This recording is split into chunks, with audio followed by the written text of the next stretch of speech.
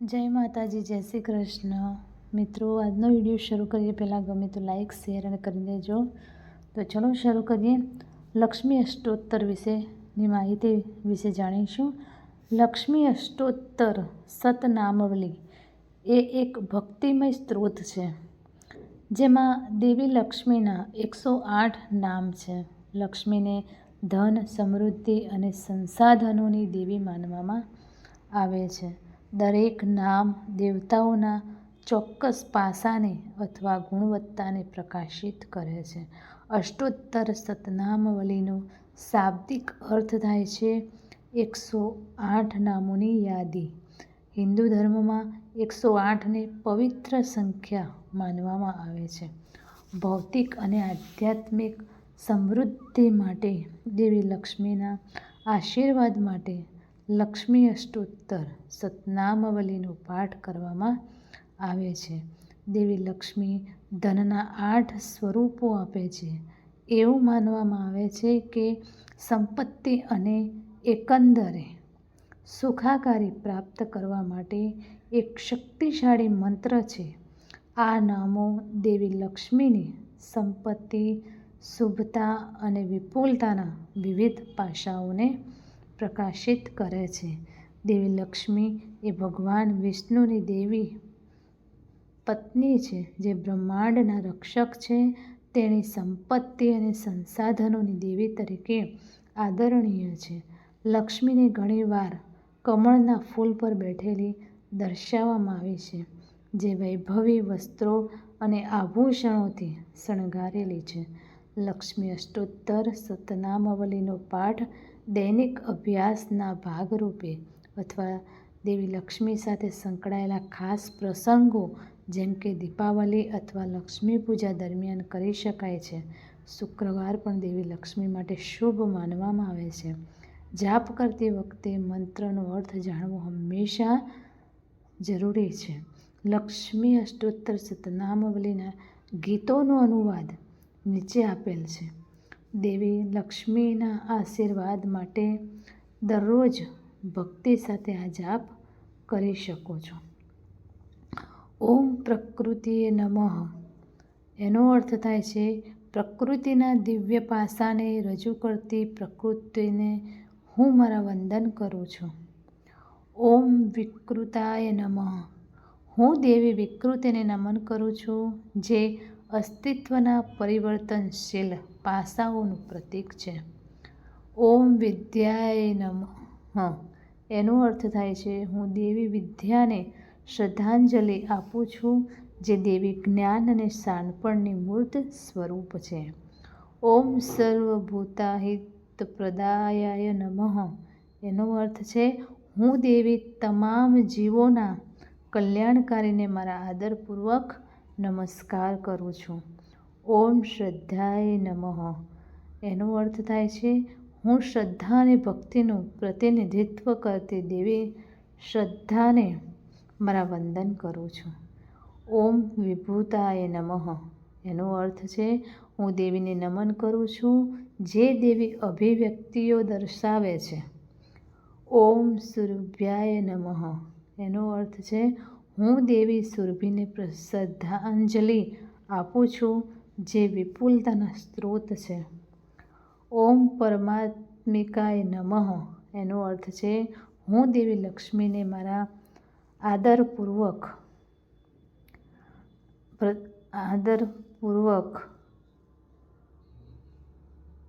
શ્રદ્ધાંજલિ આપું. દેવી જ્ઞાન અને શાણપણની મૂર્ત સ્વરૂપ છે.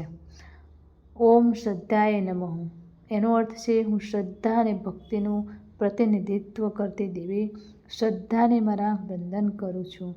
ઓમ વિભૂતાય નમઃ હું દેવીને એનો અર્થ છે હું દેવીને નમન કરું છું, જે દેવી અભિવ્યક્તિઓ દર્શાવે છે.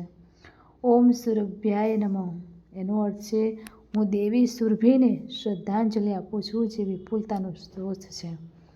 ઓમ પરમાત્મિકાય નમઃ એનો અર્થ છે હું દેવી લક્ષ્મીને મારા આદરપૂર્વક વંદન કરું છું, જે સર્વોચ્ચની દેવી છે. ઓમ વાચે નમઃ એનો અર્થ છે હું દેવીને નમન કરું છું, જે વાણીની શક્તિ અને મહત્વનું પ્રતીક છે. ઓમ પદ્માલયાય નમઃ એનો અર્થ થાય છે કમળના પવિત્ર ધામમાં રહેતી દેવી લક્ષ્મીને હું મારા નમસ્કાર કરું છું. ઓમ પદ્માય નમઃ. એનો અર્થ થાય છે દેવી લક્ષ્મીને નમસ્કાર જે કમળમાં નિવાસ કરે છે. ઓમ શુચાય નમઃ. એનો અર્થ થાય છે દેવી લક્ષ્મીને નમસ્કાર જે પવિત્રતા અને સ્વચ્છતાના મૂર્ત સ્વરૂપ છે. ઓમ સ્વાહાય નમઃ. એનો અર્થ છે દેવી લક્ષ્મીને નમસ્કાર જે ધાર્મિક વિધિ દરમિયાન અપર્ણના રૂપમાં હોય છે. ઓમ સ્વાધ્યાય નમઃ. એનો અર્થ થાય છે દેવી લક્ષ્મીને નમસ્કાર જે ધાર્મિક વિધિઓ દરમિયાન પૂર્વજોને આપવામાં આવતા પ્રસાદના રૂપમાં હોય છે. ઓમ સુંધાય નમઃ. એનો અર્થ થાય છે દેવી લક્ષ્મીને નમસ્કાર જે દેવી અમૃત અને શુદ્ધતા આપનાર છે. ઓમ ધન્યાય નમઃ. એનો અર્થ થાય છે વિપુલતા અને સમૃદ્ધિ આપનાર દેવી લક્ષ્મીને નમસ્કાર. ઓમ હિરણ્યાય નમઃ. એનો અર્થ છે દેવી લક્ષ્મીને નમસ્કાર જે સંપત્તિ અને સમૃદ્ધિની દેવી છે. ઓમ નિત્ય પુષ્પાય નમઃ. એનો અર્થ છે શાશ્વત અને દિવ્ય પુષ્પોથી શણગારેલી દેવી લક્ષ્મીને નમસ્કાર. ઓમ વિભવાર્યાય નમઃ. એનો અર્થ થાય છે દેવી લક્ષ્મીને નમસ્કાર જે તેજસ્વી અને તેજસ્વી છે. ઓમ આદિત્યાય નમઃ. એનો અર્થ થાય છે દેવીને નમસ્કાર જે તેજસ્વી અને ચમકતી છે. ઓમ દિત્યાય નમઃ. તેનો અર્થ છે દેવી લક્ષ્મીને નમસ્કાર જે પ્રકાશ આપતી દેવી છે. ઓમ દિત્યાય નમઃ. દેવી લક્ષ્મીને નમસ્કાર જે તેજસ્વી દેવતા છે. ઓમ વસુધાય નમઃ. એનો અર્થ છે દેવીને નમસ્કાર જે સંપત્તિ અને વિપુલતાને આપનાર છે. ઓમ વસુધારિણ્યાય નમઃ. એનો અર્થ છે દેવીને નમસ્કાર જે બધાનું પાલનહાર અને પોષણ કરનાર છે. ઓમ કમલાય નમઃ. એનો અર્થ છે કમળ અને સુંદરતા સાથે સંકળાયેલી દેવી લક્ષ્મીને નમસ્કાર. ઓમ કાંતાય નમઃ. એનો અર્થ છે દેવી લક્ષ્મીને નમસ્કાર જે એક મોહક અને પ્રિય દેવી છે. ઓમ કામાક્ષય નમઃ. જેનો અર્થ છે દેવી લક્ષ્મીને નમસ્કાર જેઓ સર્વ ઇચ્છનીય આંખોવાળી દેવી છે. ઓમ કમલ સંભવાય નમઃ. એનો અર્થ છે કમળમાંથી જન્મ લેનાર દેવી લક્ષ્મીને નમસ્કાર. ઓમ અનુગ્રહપ્રદાય નમઃ. એનો અર્થ છે દેવી લક્ષ્મીને નમસ્કાર જે આશીર્વાદ અને કૃપા આપનાર છે. ઓમ બુદ્ધયે નમઃ. તેનો અર્થ છે દેવીને નમસ્કાર જે શાણપણનું મૃત સ્વરૂપ છે. ઓમ અનઘાય નમઃ. એનો અર્થ છે દેવીને નમસ્કાર જે નિષ્કલંક અને દોષરહિત છે. ઓમ હરિવલ્લભાય નમઃ. એનો અર્થ છે ભગવાન હરિના પ્રિય એવા દેવીને નમસ્કાર. ઓમ અશોકાય નમઃ. એનો અર્થ છે દેવીને નમસ્કાર જે દુઃખને દૂર કરનાર છે. ઓમ અમૃતાય નમઃ. તેનો અર્થ છે દેવીને નમસ્કાર જે અમર તત્વ અને દિવ્ય અમૃત આપનાર છે. ઓમ દીપ્તાય નમઃ. તેનો અર્થ છે દેવીને નમસ્કાર જે તેજસ્વી અને ચમકતી દેવી છે. ઓમ લોકશોક વિનાશિનાય નમઃ. એનો અર્થ છે વિશ્વના દુઃખોનો નાશ કરનાર દેવીને નમસ્કાર. ઓમ ધર્મનીલાય નમઃ. તેનો અર્થ છે દેવીને નમસ્કાર જે સચ્ચાઈ અને ધર્મનું નિવાસ સ્થાન છે. ઓમ કરુણાય નમઃ. એનો અર્થ છે દેવીને નમસ્કાર જે કરુણા અને દયાનું મૂર્ત સ્વરૂપ છે. ઓમ પદ્મમુખ્યાય નમઃ. જેનો અર્થ છે કમળ જેવા ચહેરાવાળી દેવીને નમસ્કાર.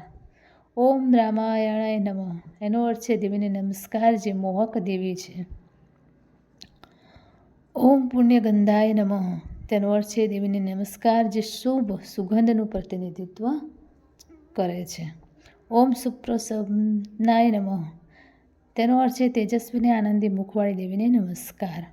ઓમ શુભ્રાય નમઃ. એનો અર્થ છે દેવીને નમસ્કાર જે દેવી તેજથી ચમકતી રહે છે. ઓમ પુષ્ટાય નમઃ. તેનો અર્થ છે દેવીને નમસ્કાર જે પોષક દેવતા છે. ઓમ શિવાય નમઃ. તેનો અર્થ છે દેવીને નમસ્કાર જે શુભ અને પરોપકારી છે. ઓમ શિવકાર્યાય નમઃ. તેનો અર્થ છે શિવના કાર્યો કરનાર દેવીને નમસ્કાર. ઓમ સત્યાય નમઃ. તેનો અર્થ છે દેવીને નમસ્કાર જે સત્ય અને સદાચારનું મૂર્ત સ્વરૂપ છે. ઓમ મહાકાલ્યાય નમઃ. તેનો અર્થ છે દેવીને નમસ્કાર જે દેવી કાલીનું સર્વોચ્ચ સ્વરૂપ છે. ઓમ ત્રિકાલજ્ઞાનસંપન્નાય નમઃ. દેવીને નમસ્કાર જે ભૂતકાળ વર્તમાન અને ભવિષ્યનું જ્ઞાન ધરાવે છે. ઓમ ભુવનેશ્વરાય નમઃ. દેવીને નમસ્કાર, જે બ્રહ્માંડના સર્વભૌમ શાસક છે. લક્ષ્મી અષ્ટોત્તરના ફાયદા. લક્ષ્મી અષ્ટોત્તર સતનામાવલીનો પાઠ પ્રામાણિકતા સાથે કરવાથી ભક્તોને અસંખ્ય લાભ થાય છે. લક્ષ્મી અષ્ટોત્તરના ભક્તિપૂર્વક પાઠ કરવાથી લક્ષ્મીની કૃપાથી સંપત્તિ અને આર્થિક સુખાકારી મળે છે. એવું માનવામાં આવે છે કે તે નાણાકીય અવરોધોને દૂર કરે છે અને સમૃદ્ધિના માર્ગ પર લઈ જાય છે. તે જીવનના તમામ ક્ષેત્રોમાં સકારાત્મક ઉર્જા લાવે છે. તો મિત્રો, અહીંયા સુધી હતો આપણો આજનો વિડીયો. તો કેવું લાગે કોમેન્ટમાં જરૂર જણાવજો. ભૂલચૂક થઈ તો પ્લીઝ માફ કરી દેજો. ફરી મળીશું આજ એક નવા વિડીયો સાથે. ત્યાં સુધી નમસ્તે. જય માતાજી, જય શ્રી કૃષ્ણ, હર હર મહાદેવ.